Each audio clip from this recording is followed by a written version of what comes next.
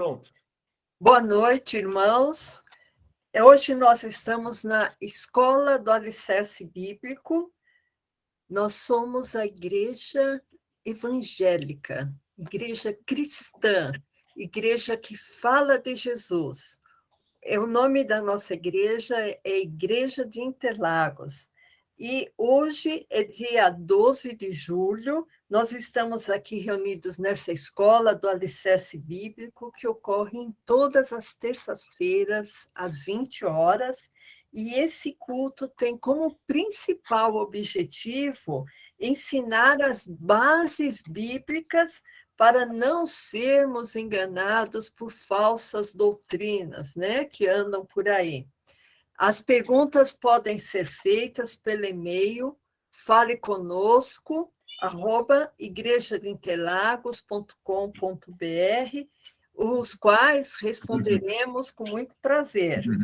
Temos um site que é o www.igrejadeinterlagos.com.br, onde você vai encontrar nossos horários de culto e vários vídeos de estudos e cultos já realizados.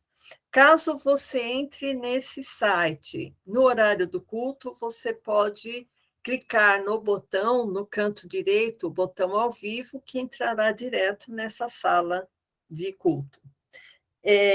Lembre-se sempre de entrar com o microfone e a imagem, a câmerazinha desligados. Nós também estamos no Instagram e no Facebook, você pode nos seguir lá para ver as atividades da igreja e seja bem-vindo para esse estudo bíblico. Amém? Nós vamos fazer uma pequena oração e o pastor Hélio Pilvisan Filho vai nos apresentar esse estudo.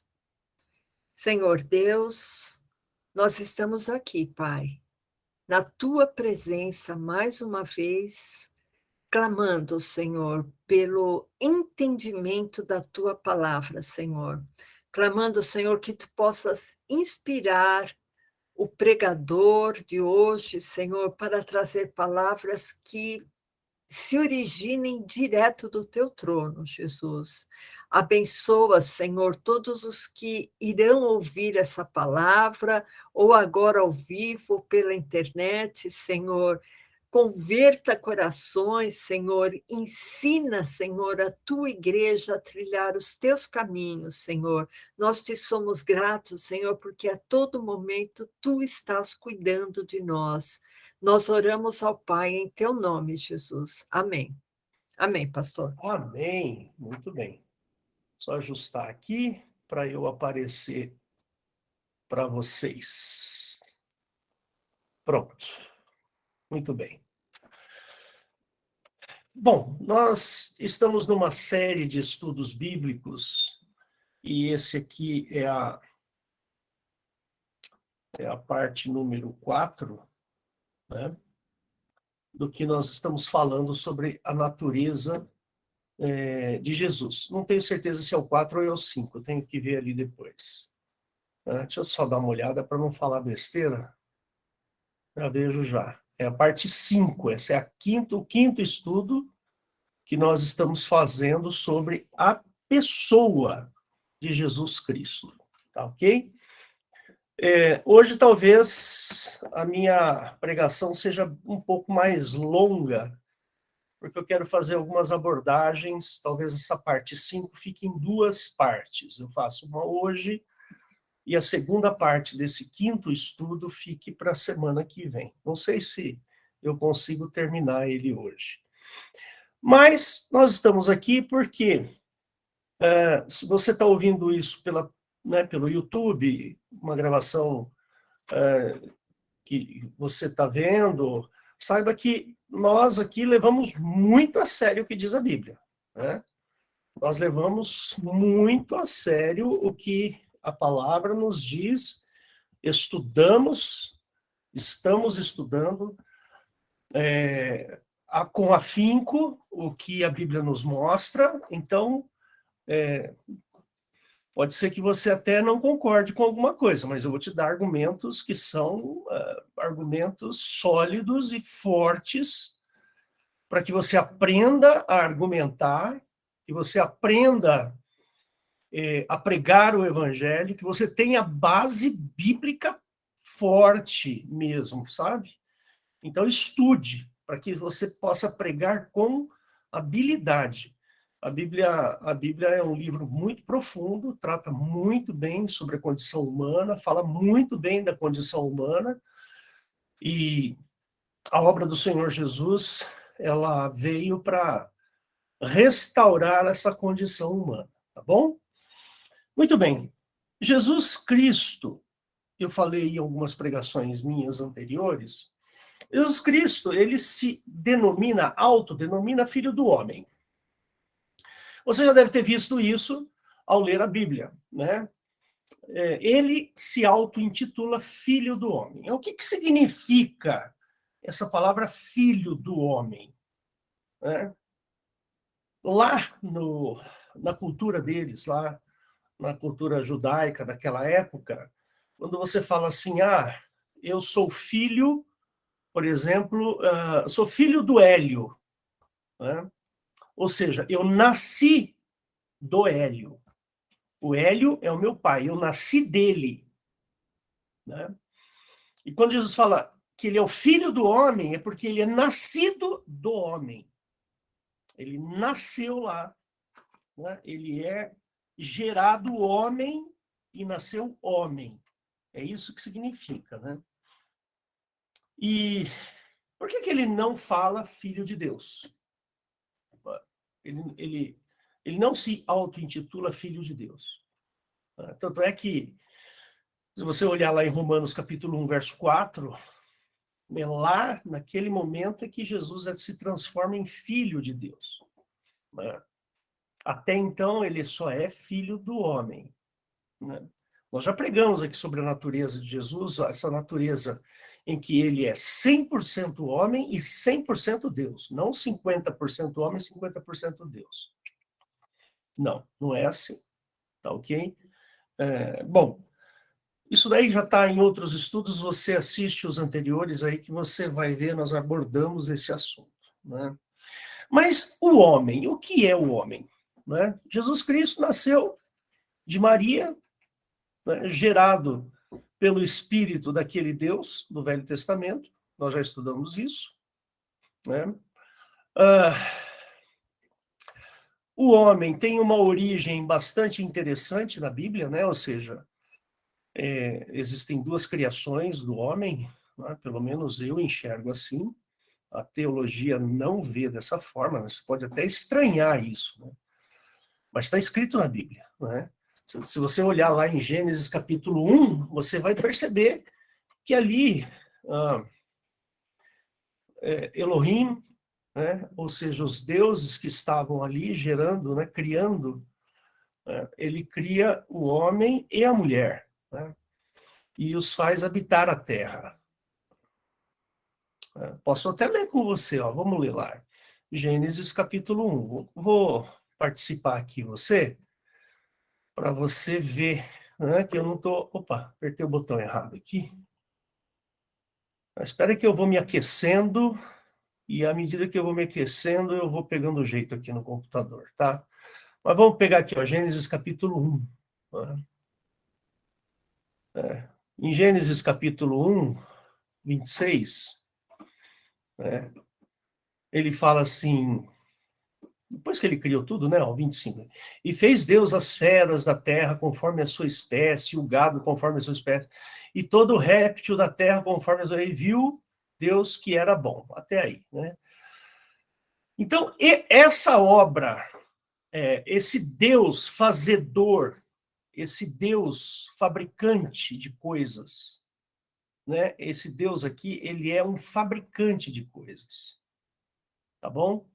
Então, se você for ver aqui, desde o comecinho, essa palavra Deus aqui, lá no hebraico, significa Elohim.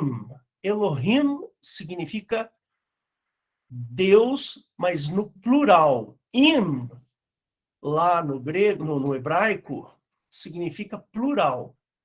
Então, se fosse Deus Deus no singular seria Eloi, ou Eloi, ou Eloi. Somente isso. Mas quando você coloca o him, Elohim, então significa Deus no plural. Então, todo o tempo, esse Deus fabricante, esse Deus aqui que fabrica, que faz, ele é um Deus plural. Ele é um Deus no plural. Tá ok? Mas vamos lá ao 26. Façamos o homem a nossa imagem, conforme a nossa semelhança. Então, está aqui a primeira mentira. Né? A primeira mentira é essa. Porque se nós fôssemos a imagem e a semelhança de Elohim, nós teríamos os poderes de Elohim. Né? Mas nós não temos os poderes de Elohim. E domine sobre os peixes do mar, sobre as aves do céu, sobre o gado, e sobre toda a terra, e sobre todo réptil que se move sobre a terra. E criou Deus o homem à sua imagem, a imagem de Deus o criou. Homem e mulher os criou. Então tá aqui, ele criou o homem e a mulher. Né?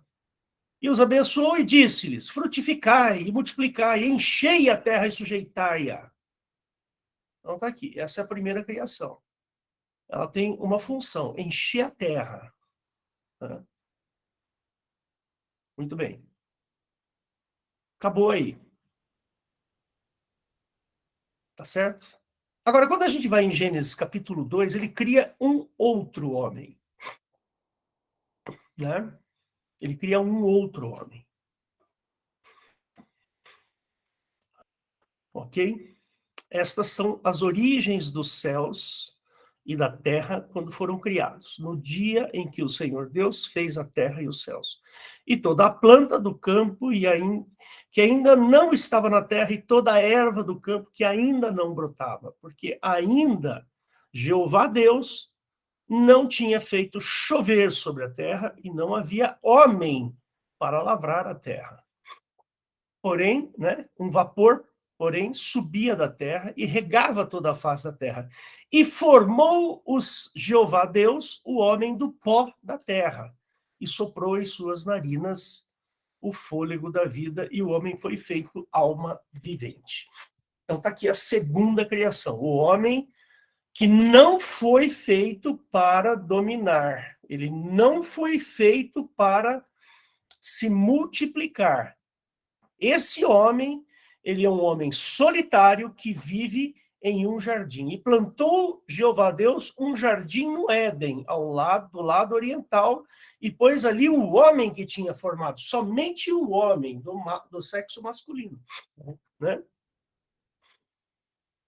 Então, esse homem é um homem solitário. Aquele homem de Gênesis 1, 26, ele não é solitário. Ele fez ali o homem e a mulher. Aqui ele só faz o homem. E lá pelas tantas, né, o Jeová Deus tomou o homem e o pôs no jardim para lavar e guardar. E ordenou Deus ao homem de toda a terra, não, papapá. Aí ele vai, cadê o versículo? Aí, ó, Adão pôs os nomes em todo gado, as aves dos céus e todo animal no campo, mas para o homem não se achava ajudadora idônea. Então o Senhor Deus fez cair um sono pesado sobre Adão, e esse adormeceu e tomou uma das suas costelas e cerrou a carne em seu lugar, e da costela que o Senhor Deus tomou do homem, formou uma mulher e trouxe-a a Adão. Então tá aqui. Esse casal recebeu uma ordem. A ordem era não comer daquele fruto, né? Que estava lá no meio do jardim. Né? Então ele fala assim, olha, aqui, ó. Ele fala assim, plantou o Senhor Deus um jardim no Éden, ó, e ele pôs o homem. E o Senhor fez brotar da terra toda a árvore, e a árvore da vida no meio do jardim, e a árvore do conhecimento do bem e do mal. Duas árvores, a da vida e a árvore do bem, do conhecimento do bem e do mal. Ok? Acho que tem alguém pedindo para entrar. Pronto.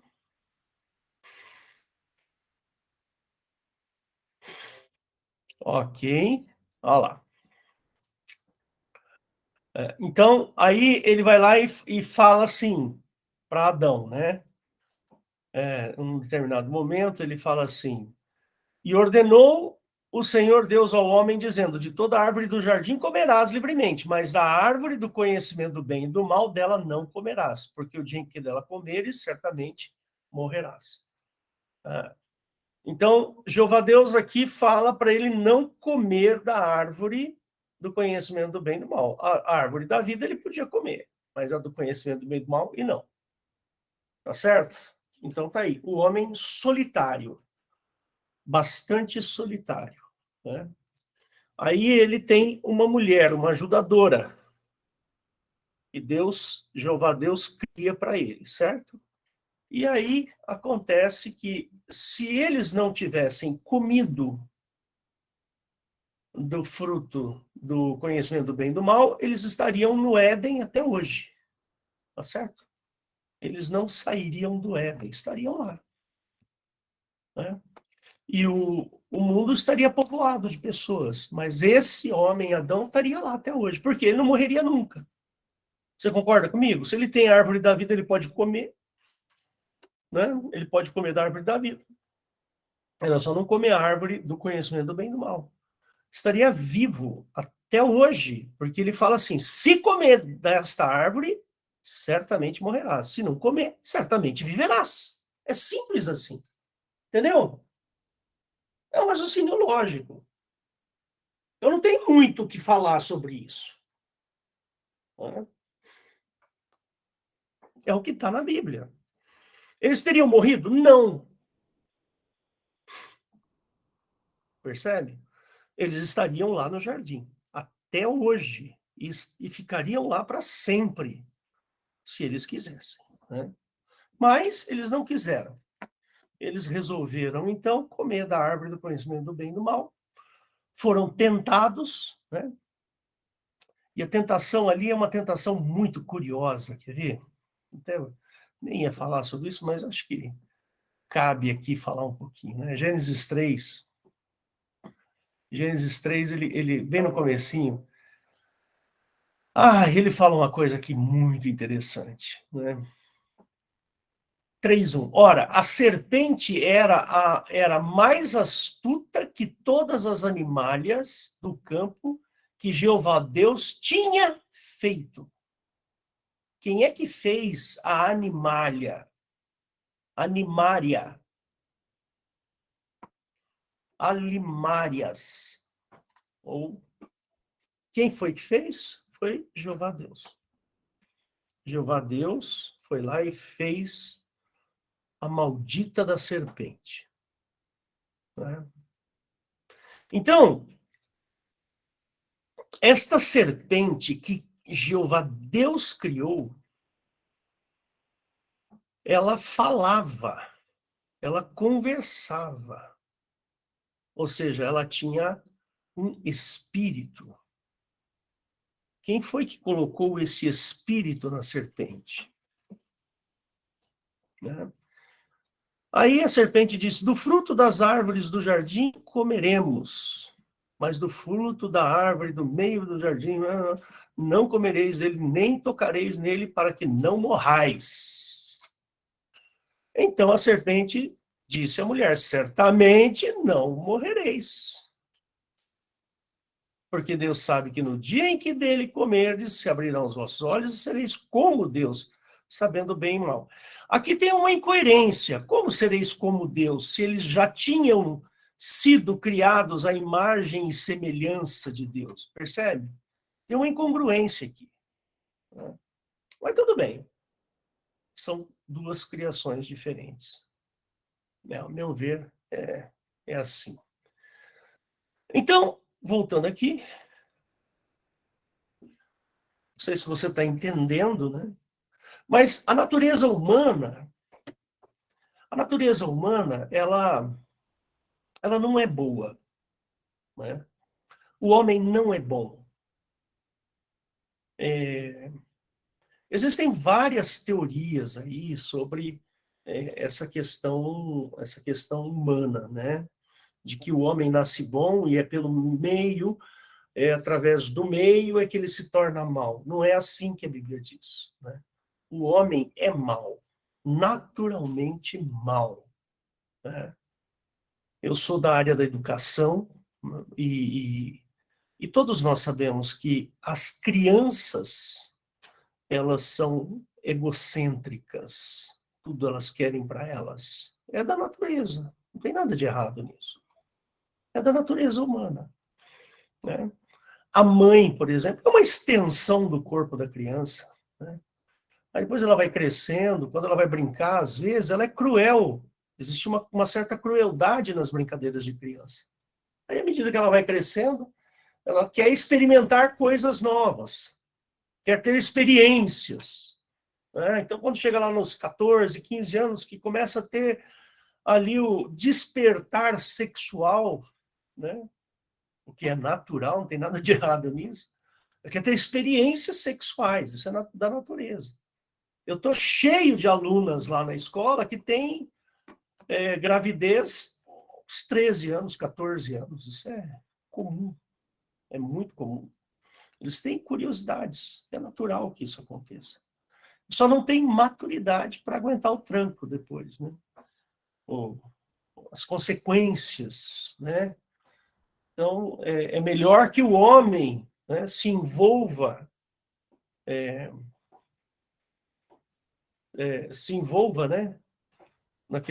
nas questões amorosas com uma certa idade, porque justamente por estar mais maduro aqui dentro, né? Muito bem, Jesus foi criado da descendência de Adão, né? Jesus veio lá e tem toda a descendência ali em Mateus, né? Então existe toda uma descendência. Nós temos a mistura daquele homem criado em Gênesis 1, 26, com aquele Adão criado em Gênesis 2. Por quê?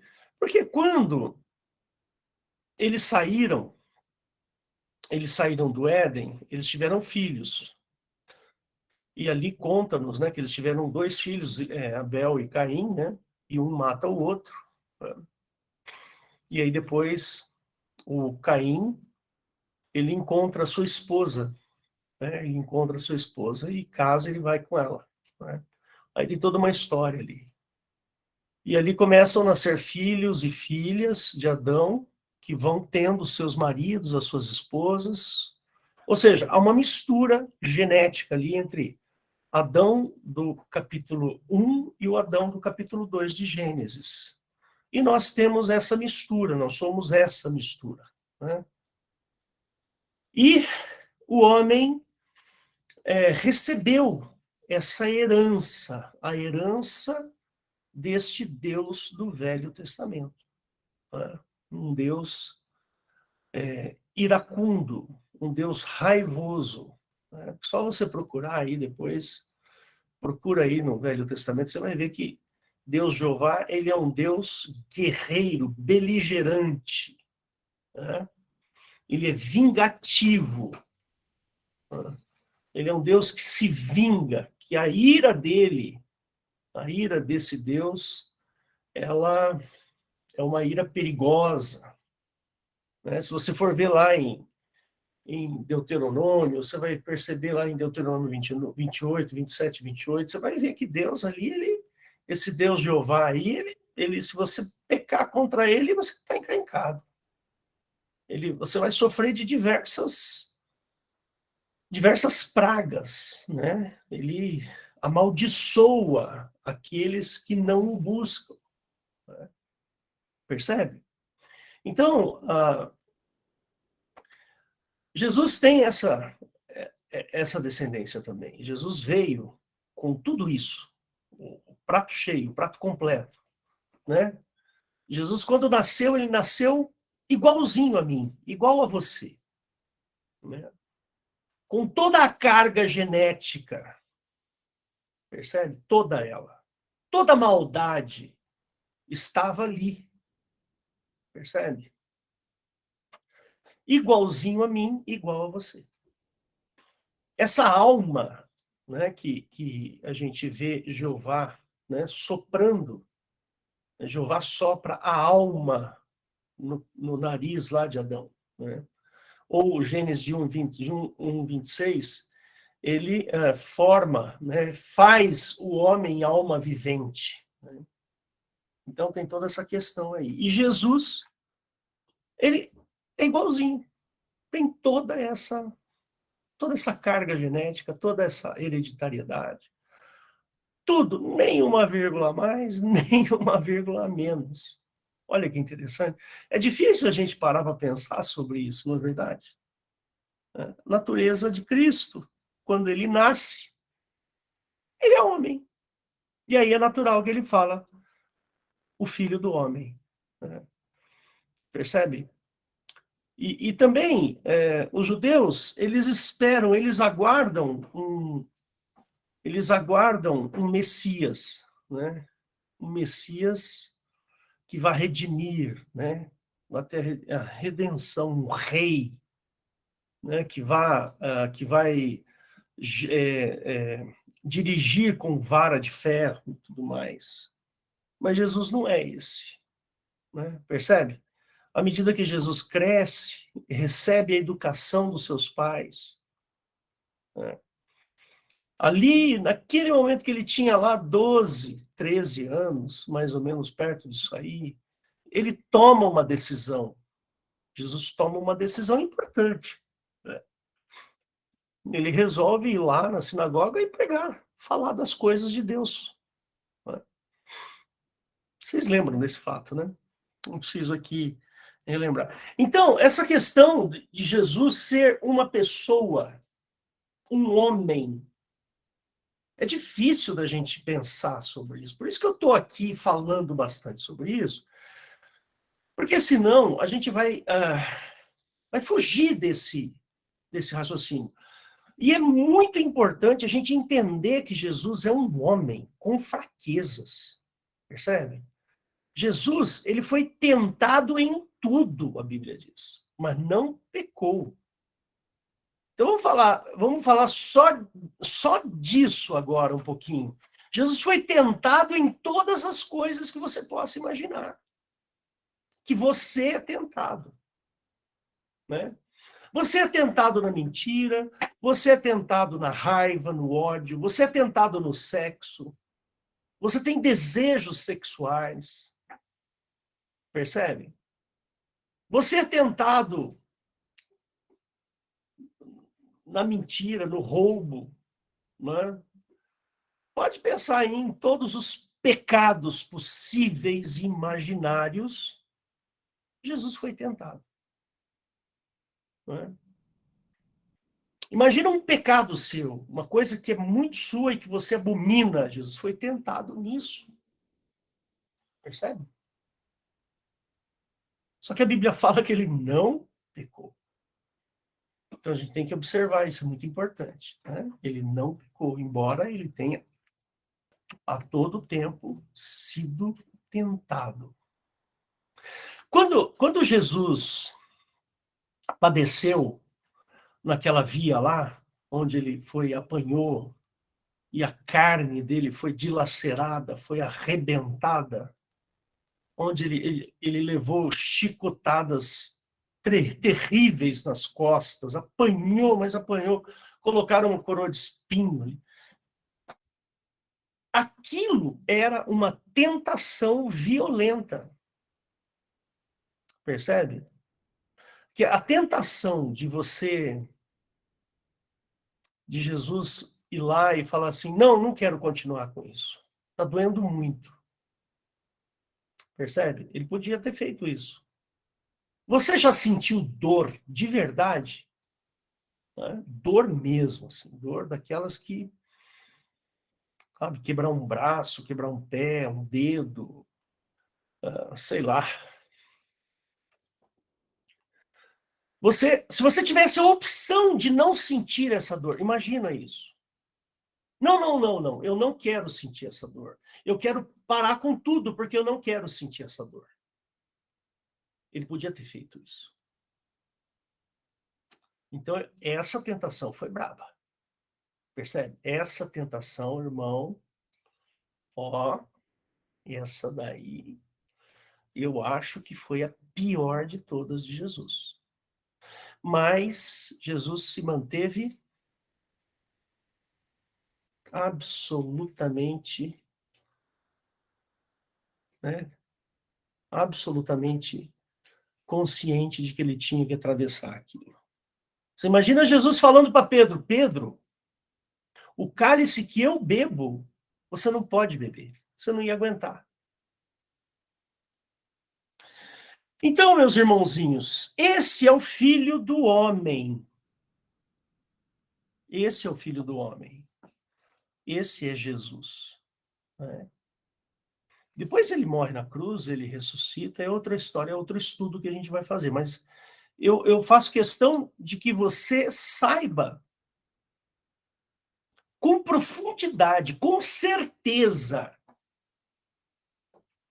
Jesus, ele não era mago, ele não era mágico, ele não era curandeiro, ele não era médico, ele era um carpinteiro, um cara que fazia telhado, imagina.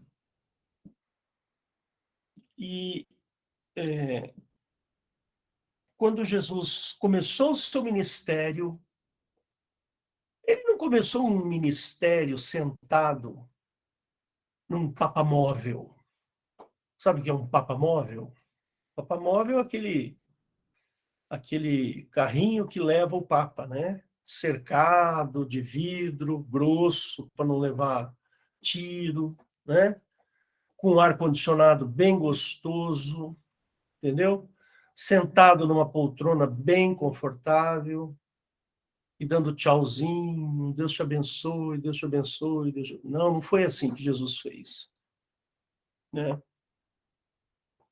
Ele caminhava ali naquela região, pezão provavelmente todo calejado, né? Às vezes não tinha onde dormir, dormia lá no meio do mato. Imagina Jesus precisando ir ao banheiro. Você acha que ia ter um banheiro, um vaso sanitário gostoso que nem esse aqui que eu tenho em casa? Papel higiênico para mim? Hã? Você acha? A cama que eu durmo, desculpa, eu bati a mão aqui. A cama que eu durmo é muito confortável, muito gostoso. Agora nós estamos no período do inverno, a gente se cobre com uma manta deliciosa e dorme super bem. Você acha que Jesus tinha tudo isso? Não, meu irmão, era assim. Banho, você acha que Jesus tomava banho todo dia? Que nem acabei de tomar banho, eu fui lá, fiz a minha barba, aparei o meu bigode, tomei um banho bem gostoso, tá, botei uma roupa bem confortável e estou aqui. Jesus era assim? Não. Ele mesmo dizia, o Filho do Homem não tem aonde reclinar a sua cabeça. Jesus não tinha nada disso. E ele podia ter largado tudo isso. Né? Podia ter largado, podia ter falado assim, não, peraí, Jesus, ó, pai, escuta, eu tomei uma decisão errada, me devolve, vai, eu quero voltar aí. Aqui não está legal, Deus. Mas ele não veio para isso. Então, meus irmãos, Jesus, ele é isso. É um homem. Entendeu? Vivendo numa época sem conforto. Jesus não acumulou riquezas. Ele não tinha casa. Ele não tinha onde morar. Eu tenho essa casa aqui, ó, tem uma lareira ali atrás. Quando faz muito frio, eu acendo aquela lareira. Entendeu? Às vezes a gente assiste um filme aqui.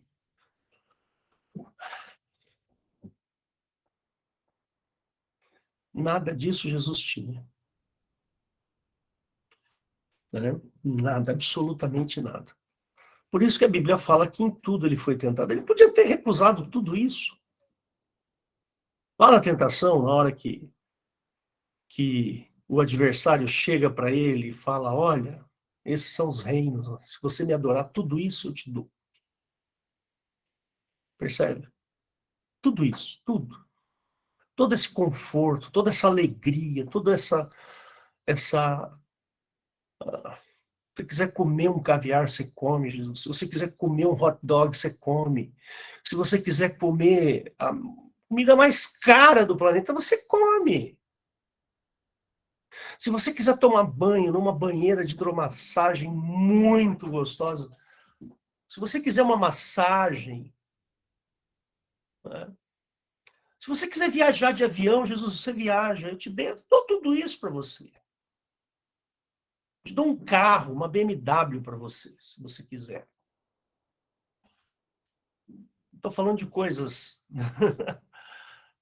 do meu tempo, porque são as coisas que eu conheço, né?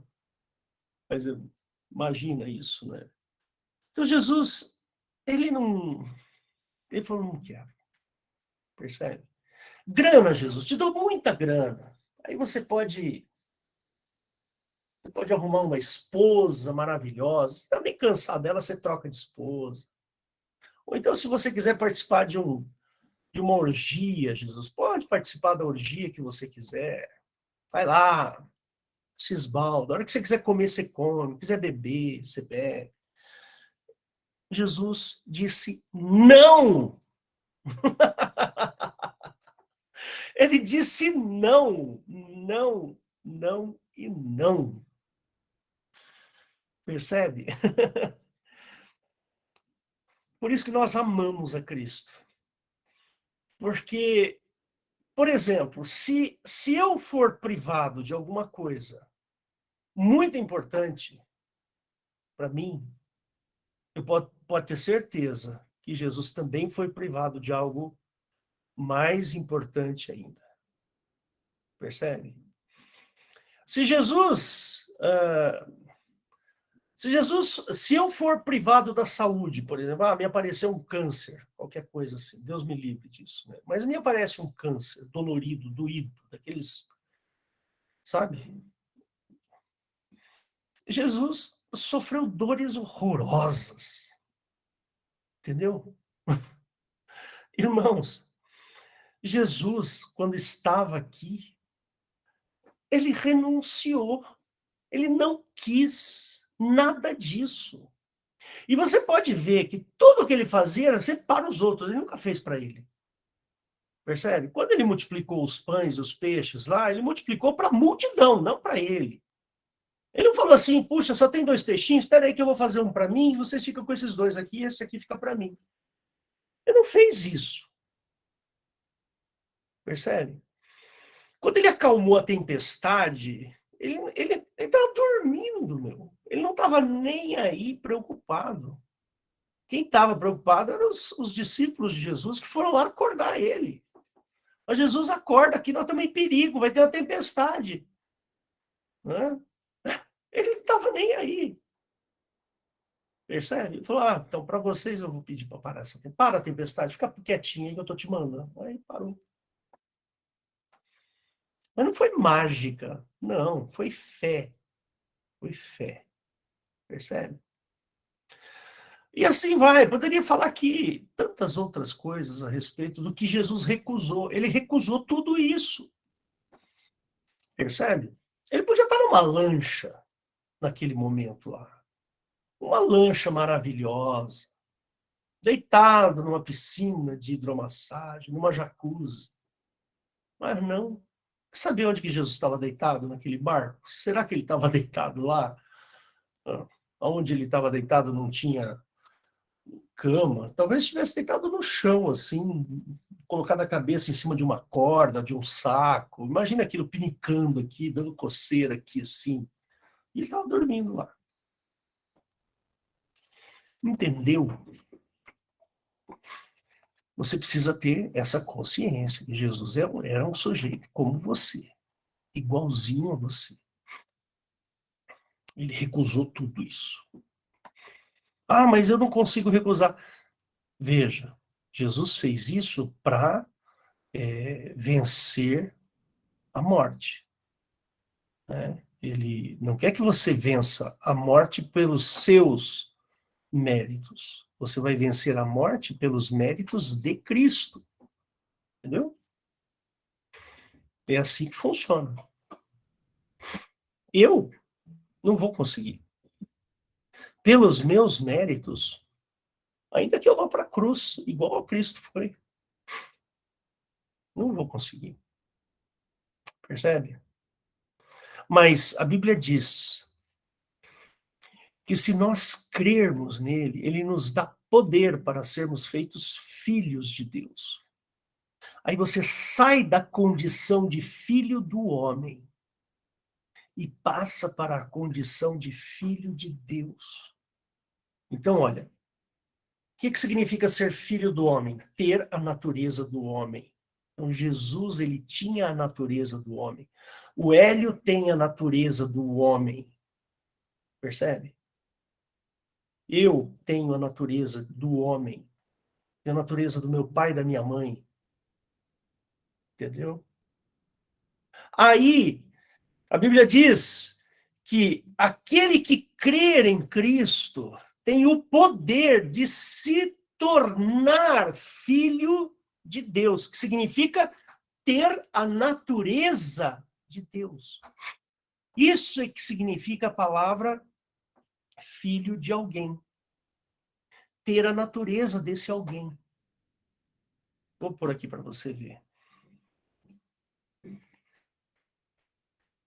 João capítulo 1. Vou mostrar aqui para você. Verso 12. Todos quanto receberam, deu-lhes o poder de serem feitos filhos de Deus. Ou seja, você tem o poder de se tornar filho de Deus. Ou melhor, de ter a natureza de Deus. Aos que creem no seu nome. Então, é interessante isso. É muito interessante, porque quando Jesus fala assim, olha, eu sou filho do homem, ele se intitula filho do homem, significa, olha, quem está aqui com vocês agora, nesse momento, é um sujeito igual a vocês. Percebe? Só que eu, Jesus, e o Pai, ao qual eu vim revelar para vocês, eu tenho uma conexão tão grande com ele, com esta personalidade que eu vim revelar para vocês. A minha conexão com ele era tão intensa que Jesus falava assim, eu e o Pai somos um. Ele não poderia estar dizendo assim, eu sou filho de Deus, mas ele não falava isso. Por que que ele não falava que ele era filho de Deus? Porque ele não era. Ele só tinha fé. Ele tinha conhecimento do Pai. Por isso que ele veio revelar, né? Ó, vou mostrar de novo aqui para você. Para você ver como eu não estou falando sem razão, né? Então aqui, ó. Olha, Deus nunca foi visto por alguém. O Filho unigênito, este que está no seio do Pai, essa expressão que está no seio do Pai, é difícil de entender essa expressão, né? Esse o revelou. Então, esse Deus aqui não é o mesmo Deus do Velho Testamento. Porque o Deus do Velho Testamento apareceu para Abraão, apareceu para Moisés, percebe? Aí ele está falando que Moisés e Abraão não é ninguém? É isso que João está dizendo? Que Moisés, Abraão, todos aqueles que tiveram contato com Deus do Velho Testamento, que viram Deus. Então não pode ser o mesmo, é outro. Então Jesus tinha conhecimento. Ele conhecia este Deus e ele veio revelar esse Deus. É isso que ele veio fazer. Percebe?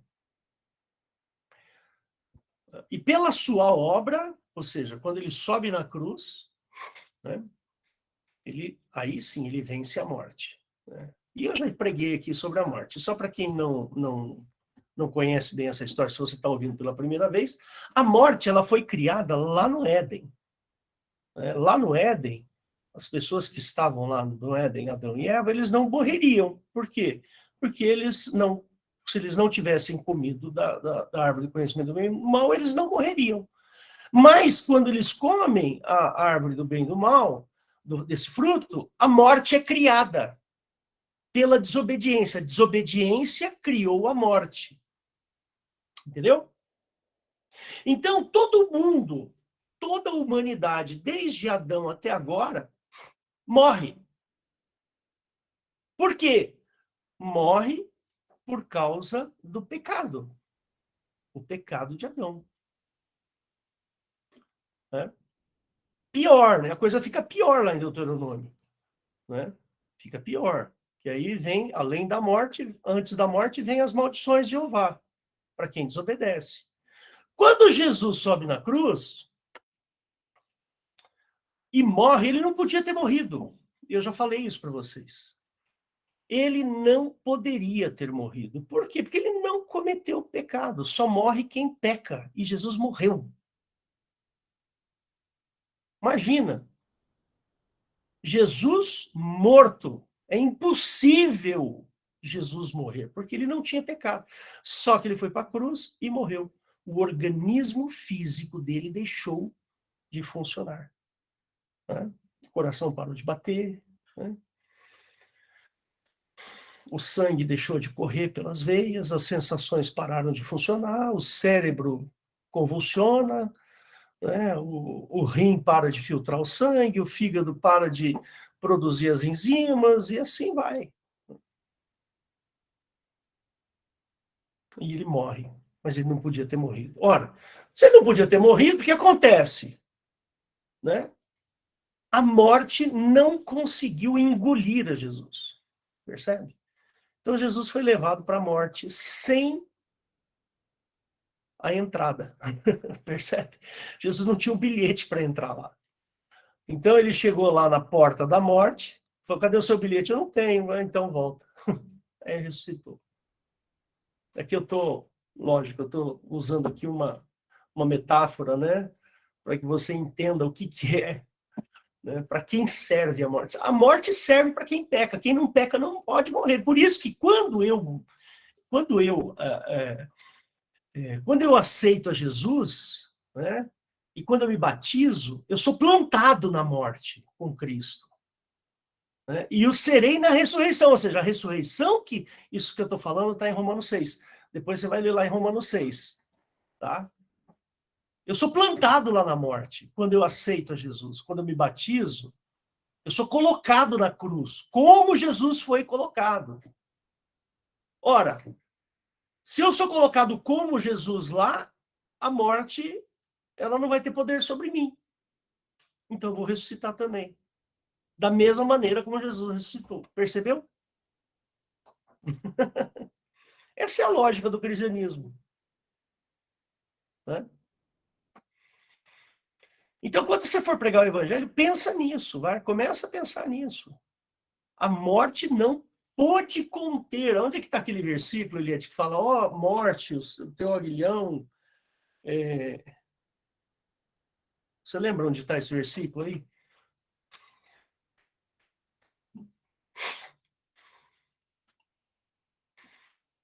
Onde ele fala que venceu a morte. Vamos ver se eu acho aqui.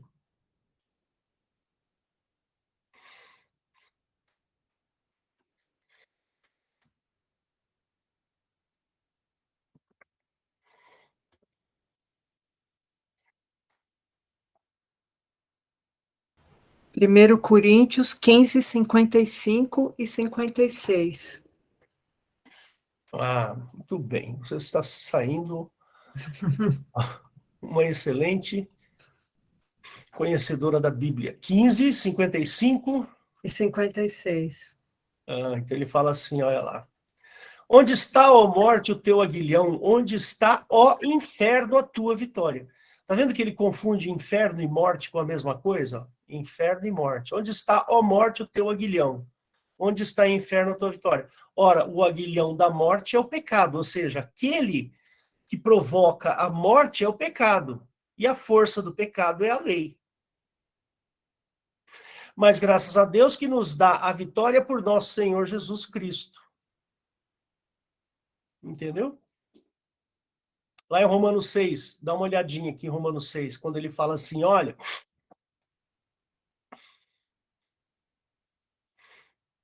Não sabeis que todos quantos fomos batizados em Jesus, fomos batizados na sua morte?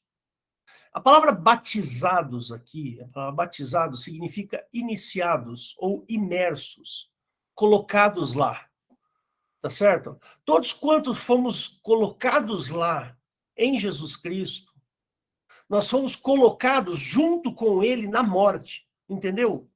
Esse é o texto.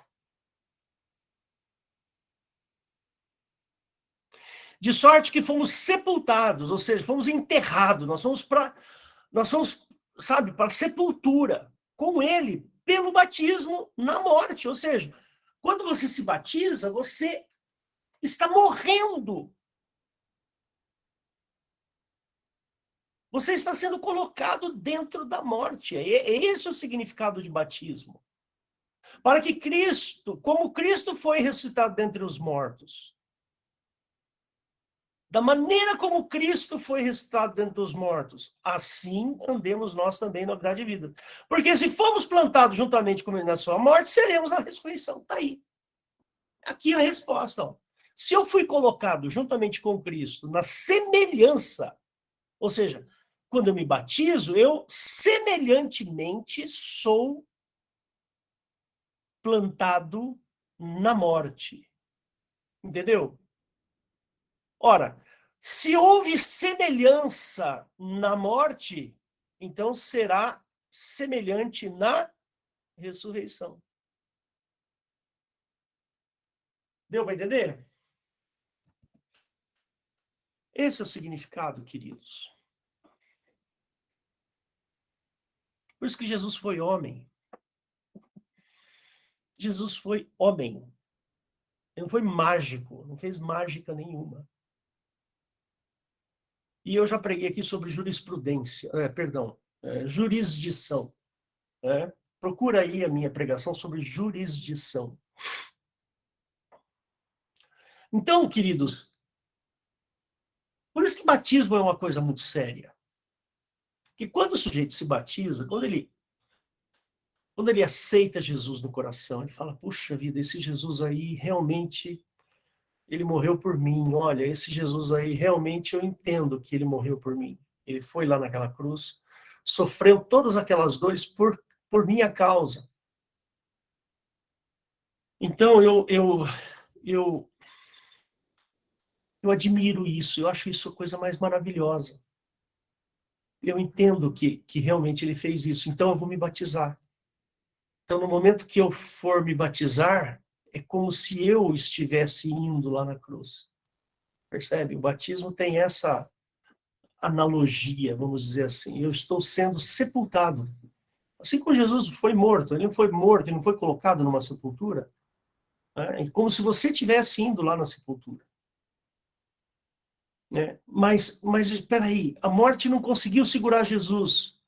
Ah, então quer dizer que, da mesma forma como não conseguiu segurar Jesus, ela não vai conseguir me segurar também. Entendeu? Aí a gente liga lá com aquele versículo lá de João, capítulo 1, verso 12. Você tem esse poder, poder de se tornar filho de Deus. É só você escolher, uma questão de escolha. Você está entendendo? Você escolheu ser filho de Deus. Agora você tem uma trajetória que você precisa caminhar para chegar lá. Entendeu? É isso aí. Semana que vem eu vou continuar falando sobre isso. Lembra que eu te falei que eu não ia conseguir falar tudo numa versão só? Então, semana que vem eu vou continuar falando sobre esse assunto. Mas agora eu vou te dar algumas... na semana que vem eu vou ser um pouco mais técnico, vamos dizer assim. Hoje eu fiz assim, bastante conexões lógicas. Né? Semana que vem eu vou ser um pouco mais técnico. Né? Mas não é maravilhoso isso, irmãos? Não é uma coisa muito interessante isso tudo que eu falei? Pensa um pouquinho sobre o que eu falei. Veja bem se não tem lógica o que eu estou falando. Se eu tiver errado, por favor, me aponte aonde eu estou errando. Né? Por exemplo, quando eu falo de duas criações, para mim fica claro que tem duas criações, não tem uma só. Eu estou falando lá no Velho Testamento, Gênesis 1 e 2. Percebe? Não é? Porque, olha, se você olhar, uma coisa que me ocorreu agora, tá? Antes de eu encerrar, tem mais um minutinho, eu vou só falar rapidinho. Quando você vê lá, por exemplo, Deus criando, depois você lê lá de novo em Gênesis 1, né? Que você vê Deus criando os animais, criando, né, todos os animais ali, os peixes, as aves, tal. Ele vai criando, vai criando, vai criando. Da mesma maneira como ele vai criando os animais, só que de repente ele cria um homem, né? Ele cria um homem ali como os animais foram criados. Percebe? Só que com os animais, Deus não conversa, mas com o homem, Deus conversa. Deus, que eu digo aquele Deus, Jeová. Né? Jeová não conversa com os animais, mas com o homem, Jeová tem um diálogo. Ide, frutificai. É como se ele tivesse pego assim, ali nas mãos, e fala, ó, a terra é sua, vai, manda brasa. Aí, quando você está lá em Gênesis capítulo 2, é uma coisa solitária. Extremamente solitário. Percebe? Não é no mundo. É num lugar específico. Quando Jeová está criando lá em Gênesis 1, ele está criando o mundo e todas as coisas, e percebe? Faz uma criação no mundo inteiro. Em Gênesis 2, não, é uma coisa solitária ali, ó, direcionada, pequenininha. E assim eu termino aqui a minha pregação, tá bom? Estudem a palavra, queridos, façam isso e habilite-se para você pregar o evangelho, para você não ser enganado também, tá ok? Deus abençoe você. Próxima quinta-feira, próxima terça-feira estaremos aqui falando novamente, tá bom? Deus abençoe a todos. Vou fechar aqui. Vou encerrar a gravação. Eu sou meio tosco aqui, mas eu vou chegar lá, peraí.